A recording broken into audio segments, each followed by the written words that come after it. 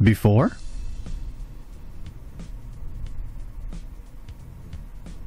After. Stolen. Robbed. Everything. Alright, so first thing you're going to do is you're going to take your character that has access to feigned death. Alright? You can get it on a scroll. You can get it as a skill. You can even get it on an item.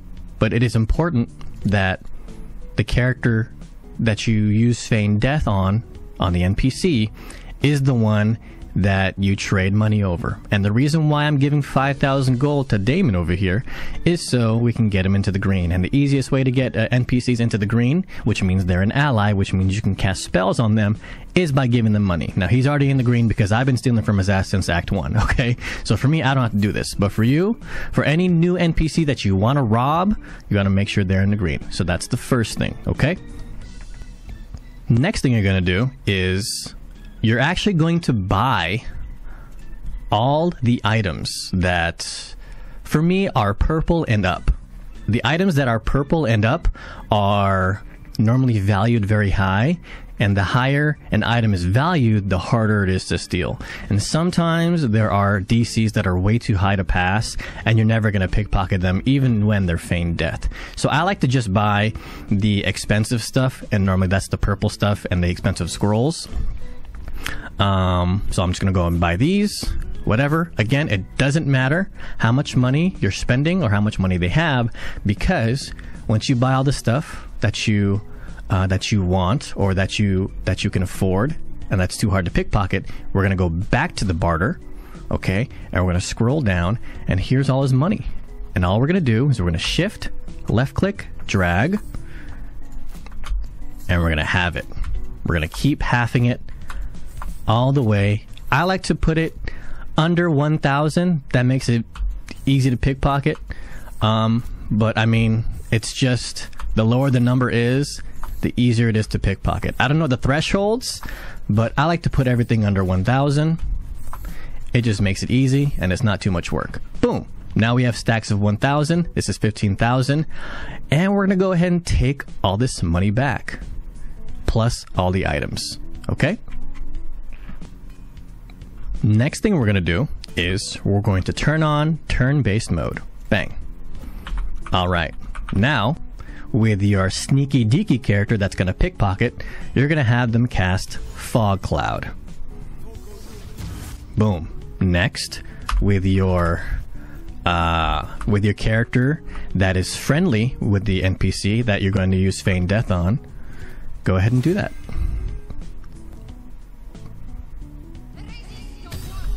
Okay, and if you have another character that has guidance, go ahead and cast it on the person that's going to steal, which is Astarion for me. Boop.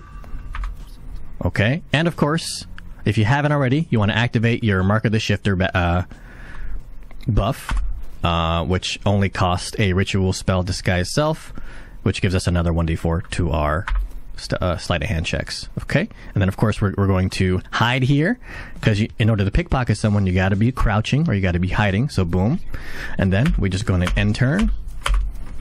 He's gonna fall asleep. Go to our stealthy character, and we begin the pickpocketing. You can right click, boom.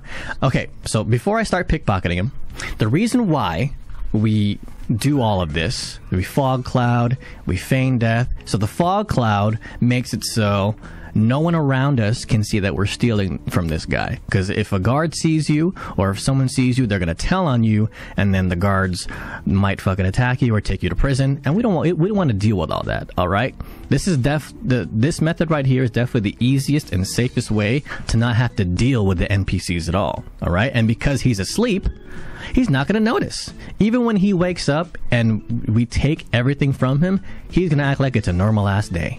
Alright?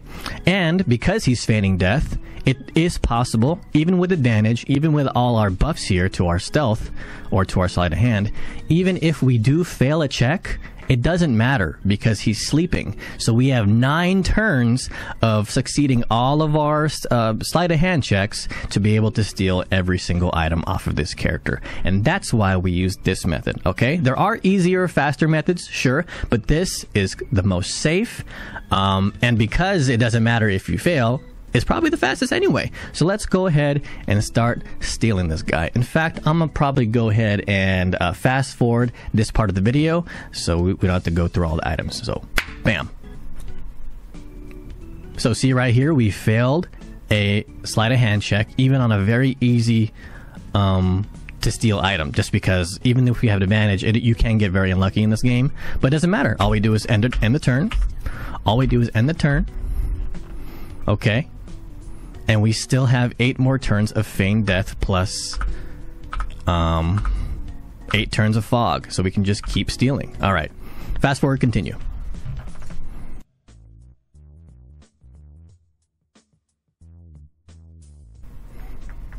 Alright, so real quick, I want to mention when your character that's pickpocketing becomes heavily encumbered, which is very easy to happen, they have it'll affect your ability checks, which affects your sleight of hand checks. So when this happens, all you gotta do is open up your inventory without leaving the pickpocketing screen, obviously. You want to open up inventory, and whatever the most recent items that were, just send to camp, click, shift click, all the way to the item, send to camp, and there you go, and keep stealing.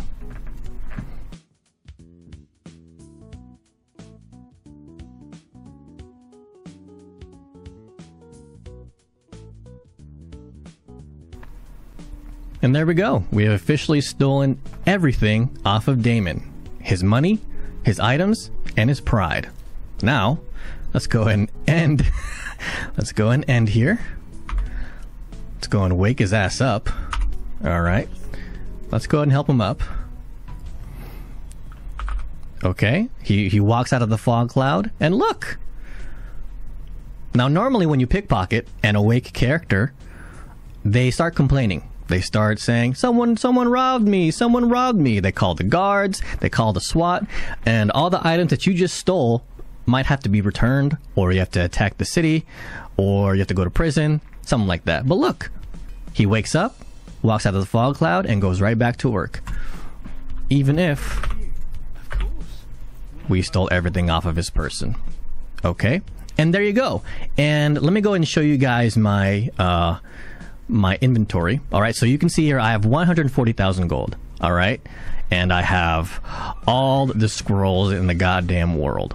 All right, and I didn't even do this by abusing this way of pickpocketing. I did this literally casually playing through the game. All right, because vendors refresh after a long rest. All right. And each vendor gets a little bit of gold. So all I did was every time I needed a long rest to progress through the story, I went back to, you know, there's a few vendors in each act that are the bulky ones that restock with like 2-3k gold. They restock with scrolls. They restock with good consumables and materials and whatnot. All I did was go back to those vendors every once in a while to go get some gold or to go get some scrolls that I wanted. And as you could see, with 140,000 gold and every scroll known to man, it's very useful. It's very useful. Not only are my characters are very rich, they're very strong. See, now I don't have to use spell slots ever again. I could just use scrolls. You know what I'm saying? So yeah, that is my pickpocketing method. It is very safe. It is very easy. All right, and now I'm going to show you guys the items that I used that can help with your pickpocketing experience. All right, so here are some items that can be helpful when you're trying to pickpocket. Am I crouching? Okay, I'm not. First, the Hammergrim Mist Amulet. This comes with Fog Cloud that refreshes after a long rest. All right, you can get this. Again, I'm going to show you these items, guys, but I don't exactly know where they are, or I don't remember because there's so many freaking items in this game. If you want to know where each of these items are, I do have a guide on each act on where these items specifically are and their locations on the map. So go ahead and go to my channel. I have that for Act 1, Act 2, and Act 3, and I have it timestamped as well. So if you want to find each and every single one of these items specifically, specifically, go ahead and go to those videos and you can find them for now. But for this video, I'm just going to show you what items I have and why I use them in the first place. Of course, this one comes with Fog Cloud. This means I don't have to expend a spell slot using Fog Cloud. Darkness can also work. I think there is an item in the game that you can cast Darkness with, by the way. But Fog Cloud or Darkness would work. The idea of using these blinded cloud techniques or skills is so no one sees you doing the robbing. Because if one person sees you doing the robbing, they're going to tell someone, you're going to go to jail. It's just going to be a whole bunch of fuckery that we don't want to deal with. All right, so Fog Cloud or Darkness blocks sight from you stealing everything in the goddamn game. All right, so there's that. And then there's the Smuggler's Ring. This comes with +2 stealth and +2 sleight of hand. Super good for stealthy and stealing stuff. The -1 charisma we don't really care about as our rogue player. I normally have my bard be the face of my parties anyway, all right? But you can get this in Act 1. It is off of a skeleton near the river. It is along the river where you find Karlach.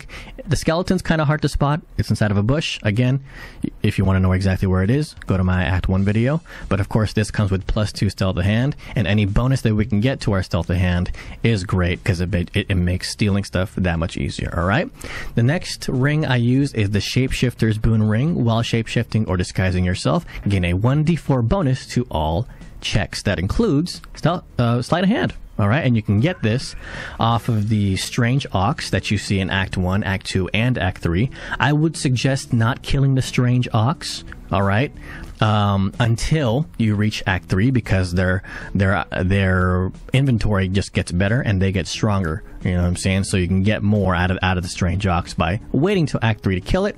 I don't know exactly where to find these Strange Oxes. You can just find them throughout playing the game. You probably find them playing the game normally. I know you'd like make an insight check if you run into one of these Strange Oxes, so be on the lookout for that. But you get that off of the Strange Ox at least in Act 2, I want to say. I think they drop it in at least Act 2, because again, their item inventories increase the more acts you go through, so don't kill it till Act 3. But of course, we want to use this to get more bonus to our stealth checks, all right? Next item I want to show you guys is, where is it? The Silver Pendant. This comes with guidance, all right? You probably have a party member, a druid, or a cleric, or someone that has this in your party already. But just in case you don't, you can get this guidance. Again, it's in Act 1. I think it's on top of a pillar or some shit. It's on top of some mountains. But if this is just a 1d4 bonus to your check, to your ability checks, and that counts for stealth, for sleight of hand, which is our pickpocketing skill. Okay. And the last item that I want to show you guys is the Boots of Apparent Death. These boots allow the wearer to cast Feign Death once per short rest. So these are even better than the Fog Cloud amulet that I showed you guys. Feign Death is the skill that we use for the NPCs. And again, the reason why we want to Feign Death them is so when they wake up, you know, it's like nothing happened. Even though we steal all their money, even though we steal all their items, all their scrolls, all their consumables, it doesn't matter because they were sleeping. They have no idea. All right, and that's why we use Feign Death. This method, again, super safe, super easy. It does take a little bit of time to set up, but for because there's no consequences, there's really no risk with it involved. I think it's the fastest and easiest and best way to pickpocket. All right, so again, yeah, those are the items, and that's it, man. I'm gonna show you guys my inventories again. You know, these inventories were built I'm just playing the game casually. I'm not even going too crazy. You know, I'm not taking long rest, robbing the vendors, taking long rest, robbing the vendors. I just robbed them whenever I saw fit, whenever I walked past them. And this is the inventory that I got. All these scrolls are worth like 5,000 each, by the way. These level 6 scrolls. So yeah, man, super easy way to pickpocket. And I hope you guys use this method. Hopefully not too much, because it makes the game really, really easy. You know, I actually hope Larian Studios, the makers of this game, come up with another difficulty or some shit that doesn't allow you to do this kind of stuff. All right, but then again, it's super fun, and I hope this method works for you guys. And I hope you liked the video for today. And if you did, y'all know what to do: like, comment, subscribe, hit that bell. Algorithm shit, you know what I'm saying? Anything helps. YouTube analytics, watch the video, keep it muted on the tab, click all this stuff. You know, it really does help. You know what I'm saying? I really do appreciate that. And yeah, the next video is going to be this Friday. It's going to be another build guide. I don't know what it's... I definitely have a bunch of more builds to show you guys, but I haven't zeroed in on what type of build I want to show y'all this Friday yet. But you'll know when it comes out. But anyway, hope you guys enjoyed this pickpocketing video. Let me know down in the comments if it works. Let me know if you have even more... You know, if you even have an interesting pickpocket method, let me know down in the comments, man. You know, I love to share knowledge, and I think that's very important for this type of, especially for a type of game like this, you know what I'm saying? So anyway, y'all have a good one. I appreciate y'all, and I'm out. All right, peace.